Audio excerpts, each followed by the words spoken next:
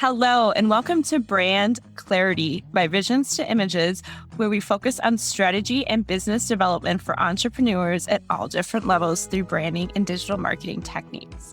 Susie Liberatore is the founder and art director of Visions to Images Creative Services, LLC. For the last decade, she has personally been instrumental in bridging gaps between the global digital market and neighborhood locations for some of the biggest brands around. Growth is possible for even a single location with the right professional branding techniques and Susie's signature strategies of Visions to Images. Stand out from your competitors and bring your visions to life while watching your sales skyrocket. Your host for this is Susie Liberatore, owner of Visions to Images. Hello, everybody. Today on the podcast, I have Kristen Westcott of Kristen Westcott and Company, and I'm super excited to chat with her. We have been connected for quite some time online. Gotta love the online platform. And she has switched kind of roles, and I'm excited to chat today about the sales copywriting that she does for people. Awesome. Thank you, Susie, for having me on your podcast today. Absolutely. I'm glad we connected. So tell me a little bit about your story. Okay. Well, it has been quite a journey. Like you mentioned, we've been connected for quite some time. And so we've kind of seen the behind the scenes shifts and changes. But I entered the online space back in 2017. After I'd had my second daughter, I was struggling quite a bit with postpartum depression and anxiety and was seeing a therapist. And one of the things that she had recommended to me was to try and find a hobby outside of being a mom and outside of what it meant to be dealing with a newborn and all of these kinds of things. And so off I go, having hit up Google to see what should my hobby be? Because prior to that, my only quote unquote hobby was reading. And I'd been in the academic institution for so long, I didn't feel like I really had any outside hobbies. So I went to Google and off I go there and I'm Googling a bunch of different things. And at the same time, I'm also Googling like how to holistically heal postpartum depression and anxiety and really trying to figure out what else I could be doing to support myself outside of the therapy sessions. Right. And of course, Google sees all and starts targeting me with different advertisement. And one of those advertisements was become a health coach. And I thought, oh, that sounds really interesting. You know, not only would this maybe help me heal postpartum, but maybe this could be like my new hobby. Maybe not only could I help me, but I could help other women. And that's just the way my high achieving brain kind of works is right. And get the hobby. We're just going to jump right into, building something along the side. So I went through and I got certified through the Health Coach Institute to be a health coach. And then they added on a life coaching program. So I got certified to be a life coach as well. And I started then learning what it actually meant to have an online business, because prior to that, I'd been in corporate and it was all new to me, this online space. And so the first thing I did again was jump in and buy a couple of different courses. And so I was doing a lot of the DIY style courses, right? The $497 price point products in a bunch of different areas so I could try and figure out what this business thing really was. But because I was taking so many different courses, the women I was in these groups with were only taking that course. And so I would have this knowledge from these other courses. And what I found myself doing was I would go to work, I would come home, I would be mom, do the family thing, put my kids to bed, and then that would be my time to start working on my business. And rather than focusing on marketing my business and doing all the things that I needed to do to grow my business, I was spending all my time in the Facebook groups and on Zoom calls supporting these other women with all of this different knowledge that I had in how to grow a business. Right.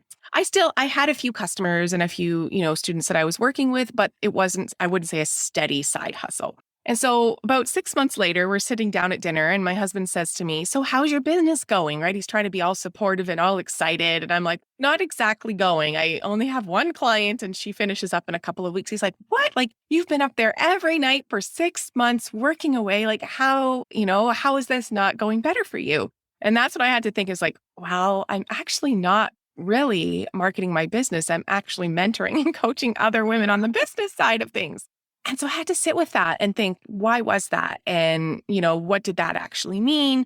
And, after sitting with that for a little bit longer, I realized that it actually was more in alignment with what I really wanted to do and the people I really wanted to support. I was working through my own postpartum depression and I wasn't at a place yet where I could really support other women in that capacity. I was still too close and it was still too raw. And that's perhaps why I wasn't engaging in the coaching in that aspect. But also in my corporate job, I was doing a lot of project management. So I'd worked in a law office for 7 years, and then I was working at the university, and I was doing a lot of mentoring and all of that kind of stuff. And so I was like, really, strategy, planning, operations, project management, that's more my wheelhouse. And so, of course, I start looking at what are the options in that in the online space. And that's when I came across the Director of Operations program with Natalie Gingrich. And so I took that program and I got certified as a Director of Operations. I also took a couple other like online project management courses as well. And that's when I shifted into working as a Director of Operations, which in the online space is more commonly known as an integrator. And so what that means for your listeners, if they're still not quite sure, is that I was managing the back end of the business. So I was managing the teams, the projects, their processes, helping strategize the next quarter, how to bring in revenue, how to maximize profit, a lot of those kinds of pieces that you don't see, all the behind the scenes stuff that occurs. And I did that for a couple of years. I started in 2019 and I did that right up until the end of 2021. But during that time, as we know, the pandemic hit. And I know I'm not alone in losing childcare and having to homeschool. So when the pandemic started, my daughters were 3 and 5. And so I lost daycare, school, all external support. Even though my mom only lives 10 minutes away and could have come over and helped me, we were all like locked in and told not to really socialize with anybody, particularly those elders in our community, because we didn't want to make them sick. So I was trying to run the back end of 3 companies, their launches, their teams, their projects, and deal with a 3 and 5-year-old at home all day by myself. But as 2020 went, it was just 6 more weeks, just 4 more weeks, just 6 more weeks, right? Like the promise, the dangling carrot that they did to us. And I hit the end of 2020 really close to burnout. And so, I sat down with my husband and said, I don't know what I'm going to do. I said, but I can't keep doing this. And he's like, well, we need your income. Like we're a 2-income household. I don't know how this is going to work if you stop your business. And I said, well, it's not going to work if I land myself in the hospital because I'm so close to burnout. And so that's when I started to really kind of shift into more consulting. So I was still doing the same kind of thing, but I wasn't actually implementing. I wasn't managing the team. So I would help them strategize. I would help them plan. I would help them put some processes together, but I wasn't managing their teams. And so I did that throughout 2021. And what I was noticing was a lot of the women that I was working with in 2021, we would do their plan, we would strategize, we would break it all down to tiny tasks so that it wouldn't overwhelm them. And I would just circle back with them in, 4 to 6 weeks and say, like, how's it going? How's the project coming along? And they were always the bottleneck. Always. And I'd say, okay, what's going on? What do we need to break down? What do we need to re-strategize? Because if anything else, I want to make sure it works for them, regardless of what capacity I'm supporting them in. And it was always either the launch model or the copy, and the two were kind of intertwined. And so I'd say to them, okay, what's going on with the copy? What's happening here? And they're like, I know what I want to say. I fully believe in my program. I just cannot get it to translate into words. And I would say to them, okay, well then let's bring in a copywriter. Like what's the problem? Let's outsource it to a copywriter.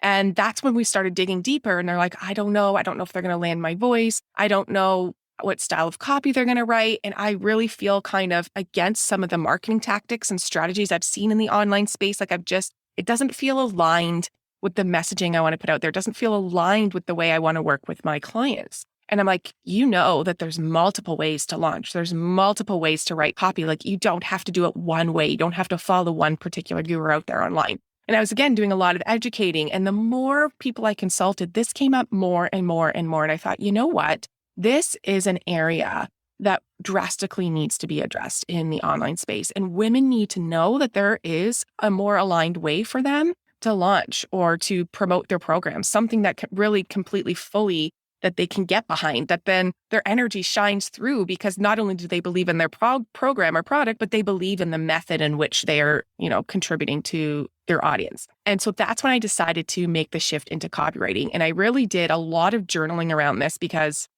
prior to entering the online space at all, I got my master's in social justice.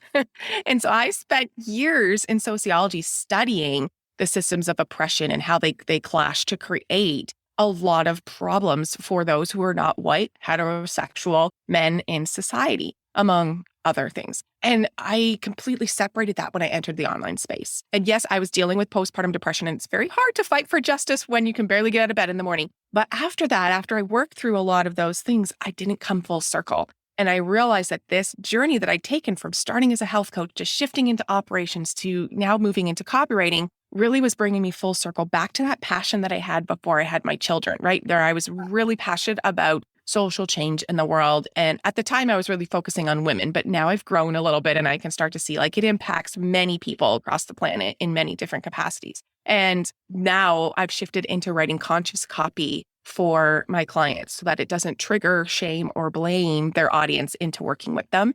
And I'm finding so many people are actually resonating with that at a level that I never even realized people were struggling with behind the scenes. That's how I ended up doing what I'm doing today. Yes. No, I love it. Thank you so much for sharing that story. I mean, there were so many points in there that I was like, oh, yes, yes. And I mean, many people can relate to burnout first and foremost. Like burnout is real. And I've learned over the years as well, like how much can a person really handle? How can they outsource and build that business, et cetera? Like, it's just so hard sometimes as a entrepreneur because we're going to get burned out sometimes, but how do we overcome it? Hey there, I want to interrupt this episode with a quick message. If you're listening to this podcast episode and want to learn about branding your franchise or small business, then go to brandingbridge.com. That's branding-bridge.com. How do we take care of ourselves? How do we take care of our kids and our family? And, how do we really dive into that burnout? Because it's real. It's definitely real. And the other thing was like the consulting things. I mean, I've dealt with consulting many times and the same issue comes up, right? They don't always implement. Sometimes I will say they do. Sometimes you get lucky, but a lot of times they get stuck or they don't know what to do and they need that help and support and they want that implementation. And it's a hard shift for both parties, right? Because we as the consultant want to sit there and say, just do it, just do it. We want to cheer them on and let them see them do it and grow. But then at the other time, they're kind of afraid. They're like, well, I don't know if I'm going to do it right. Does she mean this? Does she mean that? What's going on? Oh, I have to write copy. I have to do this. Like I have to design all this. Oh, that's too much. I just want somebody to do it for me. So like there's always these roadblocks and barriers. And I find it more and more happening, when you deal with consulting in that sense. So it's incredible that you kind of have shifted so many different gears and patterns to land where you are today. And I actually had somebody tell me once, because we were talking about, I forget what it was. I think it was like her sales page or social media, something to that extent. And the same thing. She was like, well, I don't want to outsource the writing because my voice might not be heard right and it might be missing. And I need to talk and communicate to my audience. So I was like, well, hold on a second. No, there's ways around this. And then there's plenty of ways to really get your voice to be heard and unique from somebody else. And that's why like writing is so important. I mean, I write for clients day in and day out too, right? So we know like the different personas, the different voices, the different stuff. And it's just so important. I mean, even from a social post to a website to emails, all of the copy is so different for each of those, but their voice is still very similar. They can know who it is and they can instantly tell. I mean, the same is true with me in a sense where even when when I post on social media or have an email or a website, like people always know my voice. It's recognizable and they're like, well, there's Susie, and they can identify that quickly. So that's the same thing that people need, business owners and businesses really need, no matter where you are in your business. So I love that. I always recommend, like, if you are just getting started, like you're like a few months into your business, yeah, you need to write your own copy because you need to find your voice. You still haven't found it yet. You're probably imitating a lot of people online. You're watching on Instagram or other social platforms. But once you find your voice, once you're really kind of firm in exactly how you want to show up, then yeah, you can outsource it because someone who has that skill set, right? If that's what they've chosen to do to build their business, they have a particular skill set that allows them to slip in and out of different personas, different tones, and different ways of, writing copy in different spaces. And most copywriters have a specialty. So finding a copywriter that has a specialty for what you're looking for, whether that is social copy versus launch copy, many copywriters specialize in one or the other. And if you find someone that specializes in what you're looking for, they will be able to capture your voice and they will be able to slip in and out of your persona very easily. So if you're starting off and you don't really have a voice or know who your personality is, how do you kind of get started with them and encourage them to figure out what their voice is? Yeah. So one of the first things I try and get them to do is to recognize their natural tone of voice, their natural cadence. And this might come when you're just chatting with a friend, right? What are your phrases, your go-to phrases? How fast or slow do you speak? Do you give long examples, right? So really kind of just starting to pay attention to your natural way of interacting with people. Or how do you naturally write? Like if you were to write an email to a friend, not a business email, but just a regular email, pay attention to how you're writing. Do you use a lot of emojis? Do you use a lot of ellipses? Do you write short staccato type paragraphs, or are you more of a long paragraph type person? Because those will give you real indicators as to what your natural voice is. And then you can start to see, okay, how do I want to bring this into my business? So often we want to use the same voice, but a different message, right? Because the message you give to your friend to meet up for coffee is going to be very different than the message you give to your audience about wanting to work with you. So that's the first thing. The second thing I say is like, really start to pay attention to like, what are the unique things about you? Like the little quirky things that your friends or your spouse or someone in your household might pick up on that other people don't. So it could be like a love of a particular food, or the fact that like, don't talk to you before your coffee, or it could be, like you really like to collect seashells or something, right? Like those little quirks often then start to become part of your voice as you start to use them as examples and weave them into your copy or, the verbiage that you're using. And then you'll just start to naturally develop your voice. That's why I said it takes about 6 months for you to kind of get writing and figure out what the commonalities are as you try out different things. Yeah. No, I love it. I totally agree 100%. I mean, I've done so many different things for myself of identifying my voice, my personality, what's unique, all that stuff. And sometimes I feel like even myself, you're like, well, is this going to be bad? Is this too much? Like, sometimes when you're writing stuff, you're like, well, are people going to be responsive to this, or are they going to judge or whatnot? And you have to kind of let that all go, because you might get some negative Nellies, but as long as it's authentic and it's you, that's what really matters. And that's the hard part sometimes that people can't always overcome. Yeah. And I find that it's so contradictory, because writing as yourself should be the most natural thing in the world. It's just like we open our mouth and we speak. Many of us don't think before we speak. But, even if you do think before you speak, like you just open your mouth and you talk. You don't sit there and contemplate for 30 minutes what you're going to say at the dinner table. You just sit down and you start talking. Writing should be the same thing. If it's in your voice, it should just come naturally. It should just flow out of you. You shouldn't have to really think like, okay, how am I going to phrase this? But we get so caught up in how are people going to perceive this? Am I going to be judged? Is this how somebody else would do it? Should I be imitating this person more instead? And that kind of overthinking is often what takes us out of our voice and makes us struggle with writing any element of copy for our business. 100% agree. Couldn't agree more. I know. I've been there. Many have been there. Agree. Yes. So then my last question for you is, do you have any suggestions to somebody who's just starting off, whether it's business, personal, or whether you're kind of in a rut, like you were talking about? What advice would you give somebody? I'd say, and this is going to sound odd coming from a copywriter, but the number one thing is to get aligned, to really take that step back and make sure that you're 100% aligned with what it is that you're wanting to do. Is it what you want to do? Is it how you want to grow your business? Or is it what somebody else has suggested you should do? Or you're trying to imitate a guru online or something like that? Because often when we feel stuck, when we feel in a rut, when we're not able to write our copy, when we don't want to show up for our audience, it's because something's out of alignment.